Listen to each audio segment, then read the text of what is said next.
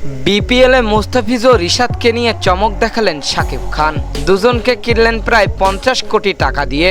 দর্শক, বিস্তারিত জানতে ভিডিওটি না টেনে একেবারে সম্পূর্ণ দেখতে থাকুন।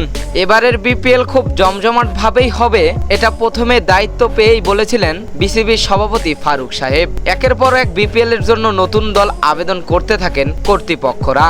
তবে সবাইকে অনুমতি দেওয়ার সামর্থ্য হয়নি বিসিবির, এবং ভক্তরা তো চায় দল যত বেশি হবে খেলা তত জমবে, এবং এমনটা ভাবলেও দল পেয়েছেন শুধু হাতে গোনা কয়েকজন, এবং তার মধ্যে অন্যতম ঢালিউড কিং শাকিব খান। দুর্দান্ত ঢাকাকে পাল্টিয়ে তিনি ঢাকা ক্যাপিটালস নিয়েছেন, এবং ঢাকার মালিক পরিবর্তন হয়েছেন, এবং ঢাকার মালিক পরিবর্তন হওয়ার সাথে সাথে নতুন চমক দেখাতে শুরু করেছেন শাকিব খান। এবারে আইপিএল এর রেকর্ড ভেঙে দিল মুস্তাফিজ ও রিশাদ হোসেন।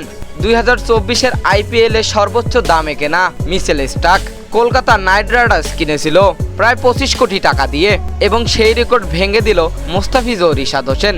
মুস্তাফিজ ও রিশাদকে কিনলো প্রায় 50 কোটি টাকা দিয়ে, যা দেখে অবাক হয়েছেন বিসিবি বস ফারুক সাহেব। এবং বিপিএল মাঠে করার আগেই একের পর এক চমক দেখাচ্ছেন বিপিএল এর টিম কর্তৃপক্ষ। তো দর্শক, আইপিএল এর রেকর্ড ভেঙে দিল মুস্তাফিজ ও রিশাদ হোসেন। এই ব্যাপারটি আপনাদের কাছে কেমন লেগেছে জানিয়ে দিবেন এ বিষয়ে আপনাদের গুরুত্বপূর্ণ মতামত আমাদের ভিডিওর কমেন্ট বক্সে।